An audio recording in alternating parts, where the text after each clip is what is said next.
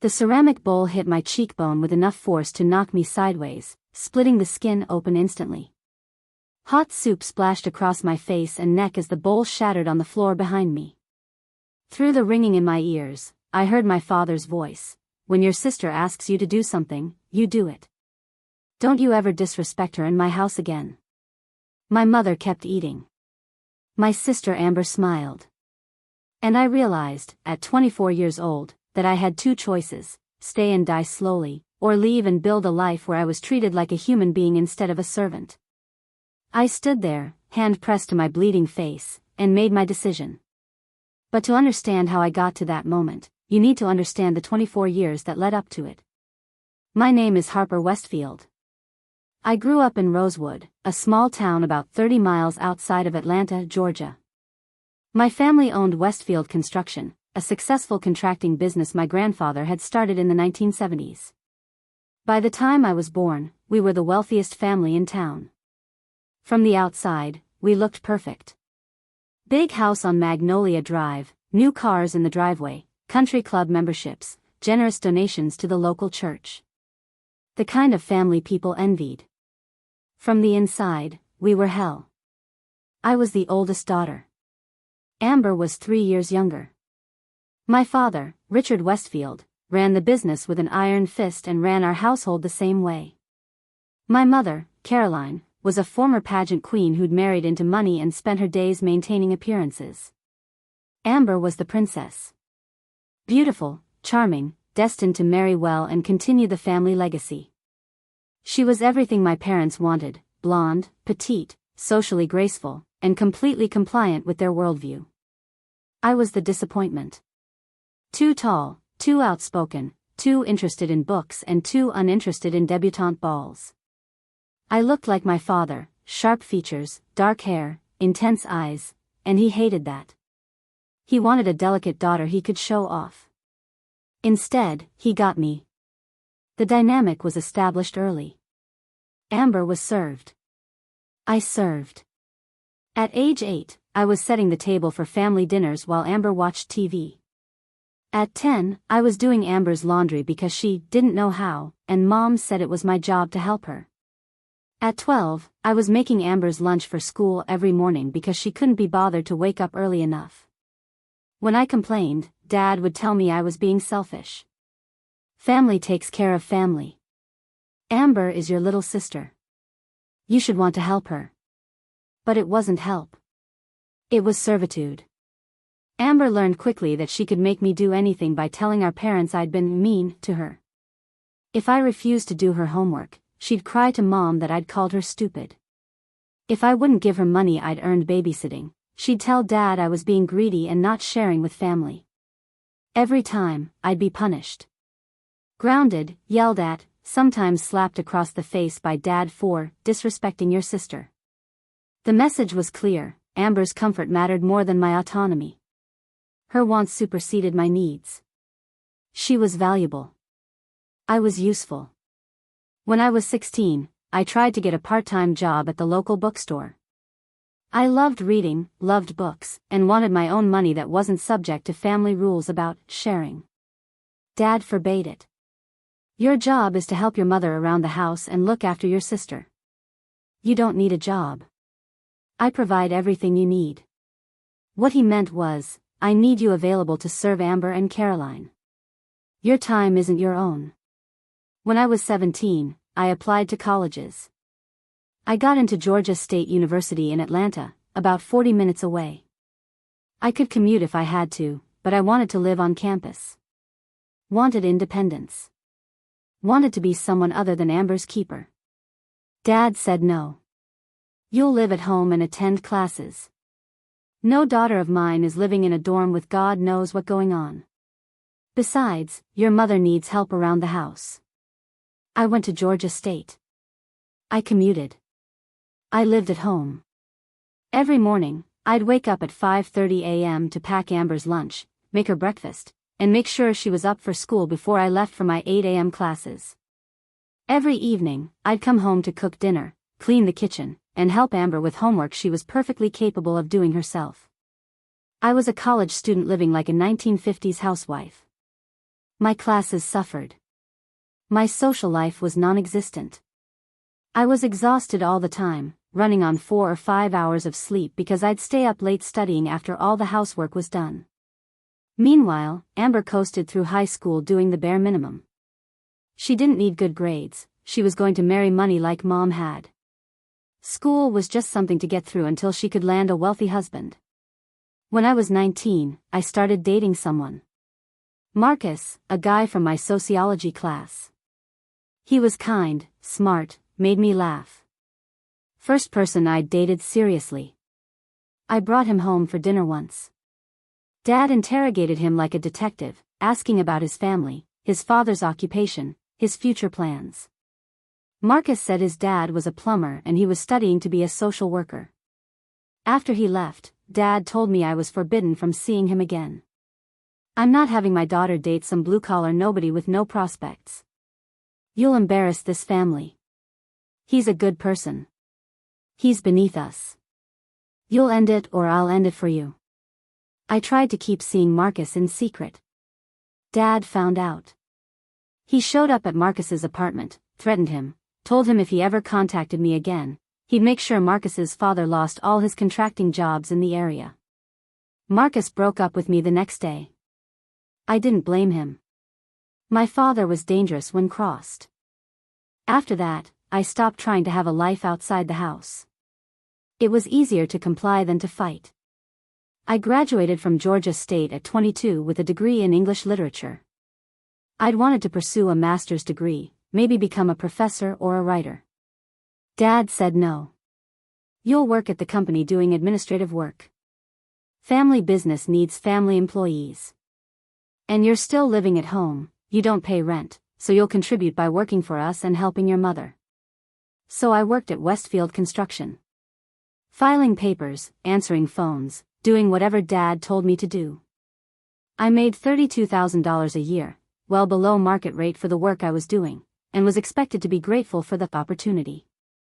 Amber, meanwhile, had dropped out of community college after one semester and was taking time to find herself, which meant shopping, lunching with friends, and dating a rotating cast of wealthy men Dad approved of. She didn't work. Didn't pay rent. Didn't contribute to the household. But she also didn't have to. Because Amber was the princess and I was Cinderella. By the time I was 24, I'd been living this life for so long I'd almost forgotten there was another way to exist. Almost convinced myself this was normal. That all families functioned like this. Then came that Tuesday night. The night that changed everything. We were having a family dinner. These happened every Tuesday and Sunday without fail. Dad insisted on them, his way of maintaining control over everyone's schedules and ensuring we were all playing our roles correctly. I'd spent the afternoon cooking, pot roast, mashed potatoes, green beans, rolls. I'd set the table, poured Dad's whiskey, gotten everything ready while Amber got her nails done. We sat down. Dad at the head of the table, Mom to his right, Amber next to her, me across from Amber. The same seats we'd sat in for 20 years. Dinner started normally. Dad talked about business. Mom talked about the church fundraiser. Amber talked about her latest boyfriend, Preston, whose family owned half the commercial real estate in Atlanta. Then Amber picked up the wine bottle near my place setting and held it out toward me. Harper, pour my wine. I was tired. Bone deep, soul-crushing tired. I'd been up since 5 a.m., worked a full day at the company, come home and cooked dinner, and I was exhausted. And something in me just snapped. I pulled out my phone and did something I should have done years ago. I called my college friend Jasmine. We'd lost touch after graduation because I'd been too buried in family obligations to maintain friendships, but she'd always told me if I needed anything, call her. She picked up on the second ring. Harper. Oh my God, I haven't heard from you in forever. How are you? I need help, I said, and my voice cracked. I just left my family and I don't have anywhere to go and my face is bleeding and I. Where are you? I told her. Stay there. I'm 20 minutes away. Don't move. She showed up in 15 minutes. took one look at my face and said, "Hospital first. Then we'll figure everything else out." At the ER, they cleaned the wound, confirmed my cheekbone wasn't fractured, and closed the cut with 7 stitches. The doctor asked how it happened. I told the truth. My father threw a bowl at my face during dinner. She stopped what she was doing. "Your father assaulted you?" "Yes." "Do you want to file a police report?" I thought about it. Thought about what it would mean.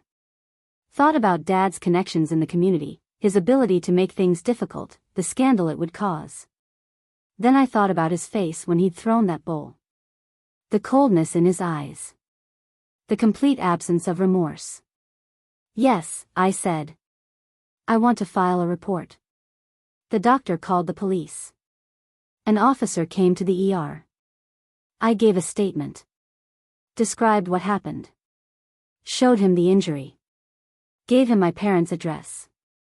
"Do you have somewhere safe to stay tonight?" the officer asked.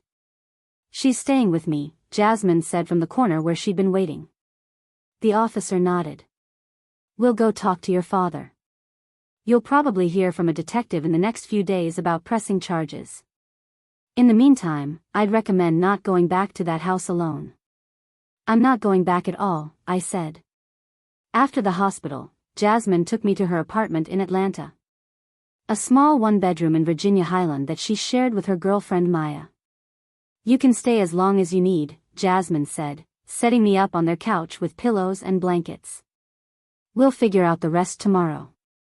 That night, lying on a borrowed couch with 7 stitches in my face and my entire life in the trunk of my car, I felt something I hadn't felt in years. Peace. I'd left. I'd actually done it. And I was never going back. My name is Harper Westfield. I'm 24 years old. My father threw a bowl at my face because I refused to pour wine for my adult sister. That was the moment I realized I had 2 choices: stay in a family that treated me like garbage, or leave and build a life where I was treated like I mattered. I chose to leave.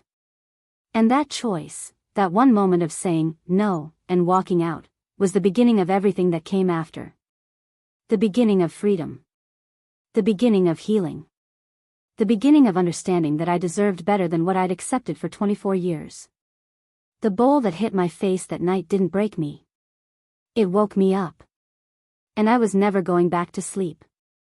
The morning after I left, I woke up on Jasmine's couch with my face throbbing and reality crashing down. I had 7 stitches in my cheek, $3,400 in my checking account, a car with 160,000 miles, and absolutely no plan. But I also had something I'd never had before: freedom. Jasmine made coffee while I assessed the damage in the bathroom mirror. My left eye was swollen nearly shut, purple and blue spreading down my cheekbone. The stitches were angry red against my pale skin. I looked like I'd been in a car accident. I looked like someone who'd finally fought back. My phone had 47 missed calls and 62 text messages from blocked numbers. They'd started using other people's phones. Relatives, family, friends, people from church. All with the same message: come home, talk it out, forgive and forget, family is everything. Not one person asked if I was okay. Not one person acknowledged that my father had assaulted me. They all just wanted me to come back and restore the family's equilibrium. I deleted every message without responding. Detective Sarah Morrison called that afternoon. She'd been assigned my case after the police visited my parents' house the night before. "Ms. Westfield, your father denied the assault. Said you fell and hit your face on the table edge during an argument. Your mother and sister corroborated his story." My stomach sank. So that's it? He gets away with it? Not necessarily. The ER doctor documented that your injuries are consistent with being struck by an object, not with falling into a table. And we have your statement from last night, given within an hour of the incident. But I have to be honest, domestic violence cases are hard to prosecute when family members protect the abuser. What happens now? I'll submit my report to the DA's office. They'll decide whether to press charges. In the meantime, I'd recommend filing for a restraining order if you're concerned about retaliation. I am. Then let's get that process started. By the end of the week, I had a temporary restraining order against my father, prohibiting him from contacting me or coming within 500 feet of me. Mom and Amber weren't happy about it. They sent messages through extended family calling me dramatic and vindictive. I didn't care. I felt safer knowing there was a legal barrier between me and the man who'd spent 24 years teaching me I was worthless. The hard part was figuring out what came next. I couldn't stay on Jasmine's couch forever. I needed a job that paid more than the poverty wages Dad had been giving me. I needed my own place. I needed to rebuild a life from absolute scratch. Jasmine's girlfriend Maya worked in HR at a marketing firm in Midtown Atlanta.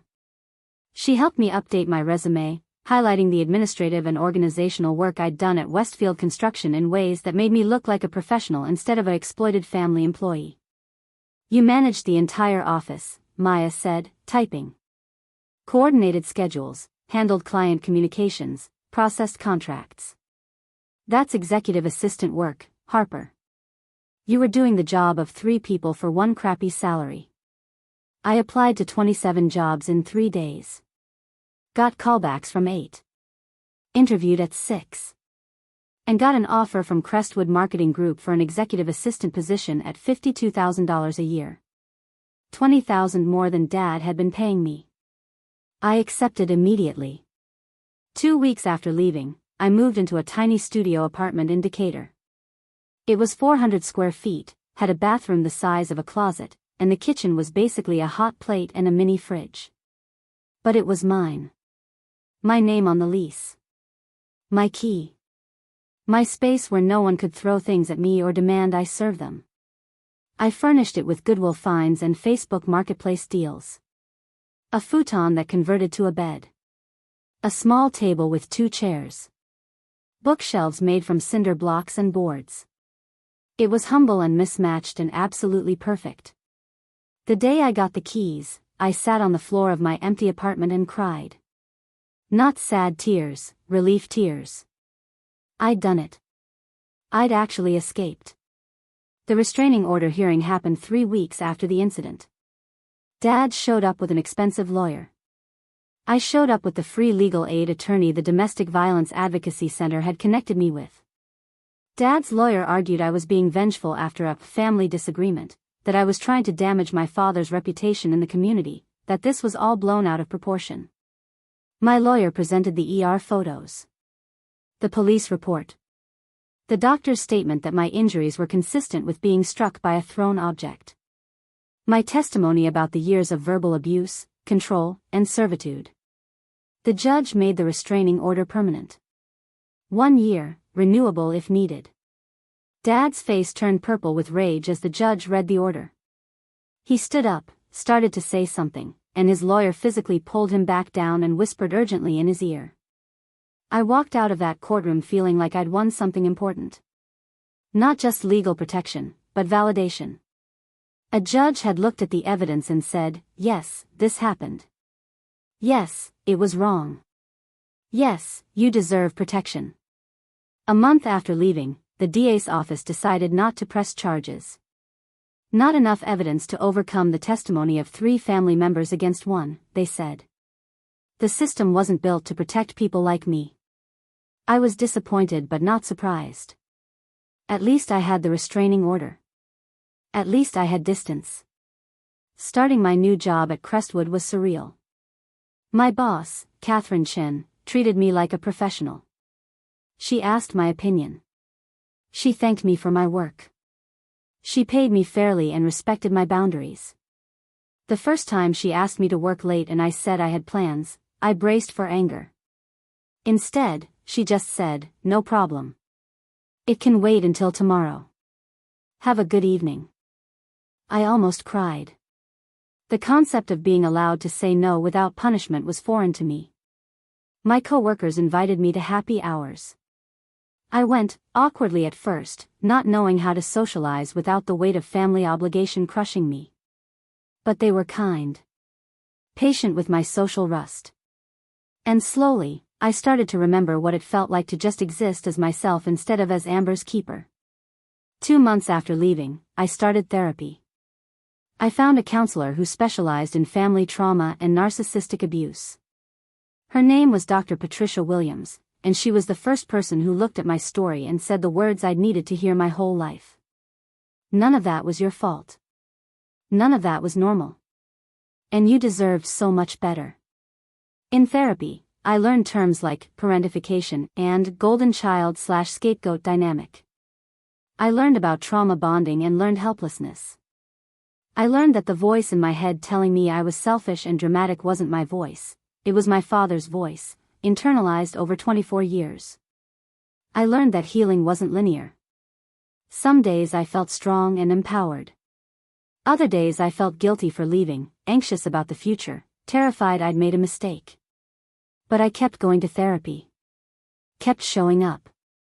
Kept doing the work. 3 months after leaving, I got a message from an unknown number. I almost deleted it, but something made me open it.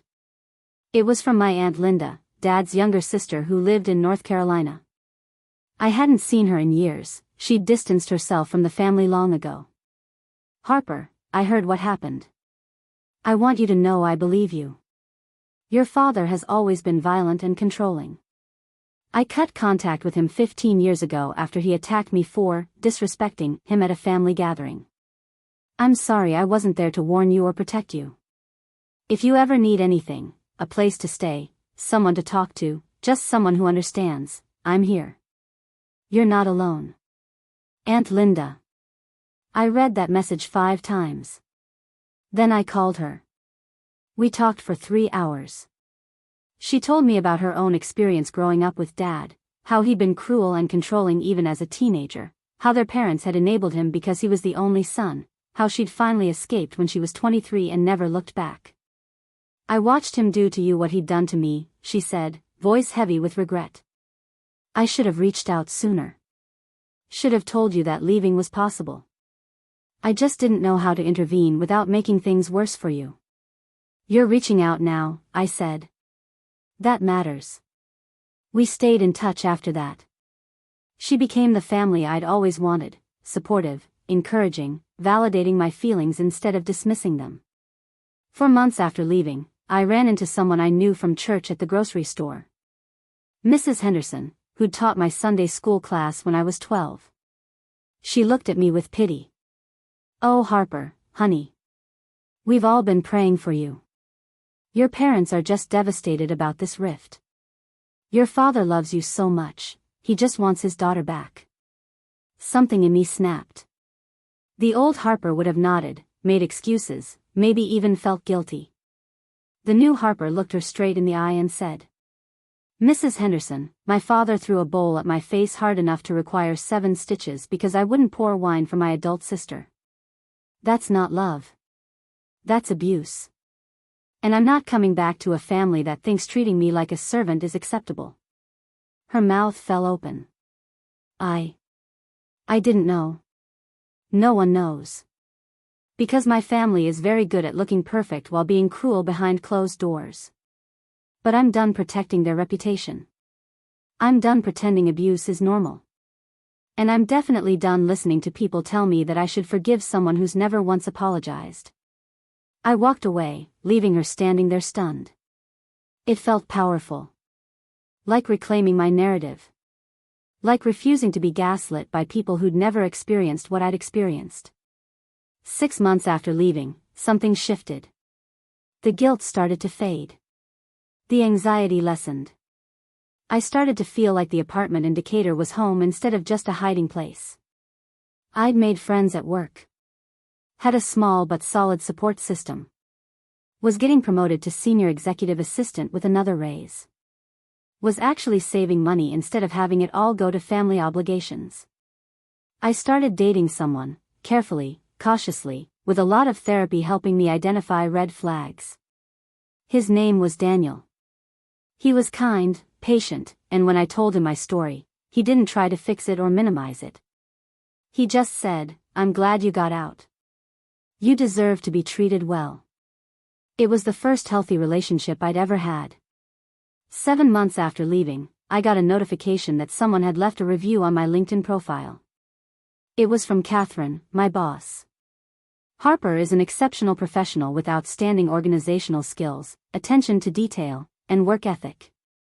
She's been an invaluable asset to our team, and I'm constantly impressed by her growth and capabilities. Any company would be lucky to have her. I read that review and cried. Because for 24 years, my family had told me I was mediocre, difficult, not good enough. And here was someone who actually worked with me, who saw my skills objectively, saying I was exceptional. The lie my family had sold me was finally, completely shattered. 8 months after leaving, I drove past my parents' house. I don't know why, maybe closure, maybe curiosity. The big house on Magnolia Drive looked the same. Dad's truck in the driveway. Mom's rose garden perfectly maintained. The facade of perfection intact. I felt nothing looking at it. No longing, no regret, no anger. Just, nothing. That house wasn't home. It never had been. Home was my tiny studio in Decatur where no one screamed at me. Home was Jasmine and Maya's place where I had standing dinner invitations. Home was Dr. Williams's office where I learned to heal. Home was anywhere I felt safe and valued. A year after leaving, I went back to that same ER where they'd stitched up my face. I wanted to thank the doctor who'd taken me seriously, who'd called the police, who'd documented everything properly. She remembered me immediately. Harper. How are you doing? I turned my face to show her the scar, a thin white line on my cheekbone, barely visible now. I'm good. Really good, actually. I wanted to thank you for that night. For believing me. For helping me. I'm so glad you got out. That's the hardest part. So many people stay. I almost stayed. If he'd hit me anywhere else, if it had been less visible, I might have convinced myself it wasn't that bad. But the scar reminds me. It reminds me what I survived and why I'll never go back. She smiled. That's a warrior's scar. Wear it proudly. I left that hospital feeling something I'd never felt before, proud of myself. Proud that I'd survived. Proud that I'd left. Proud that I'd built a life from nothing. My name is Harper Westfield. I'm 25 years old.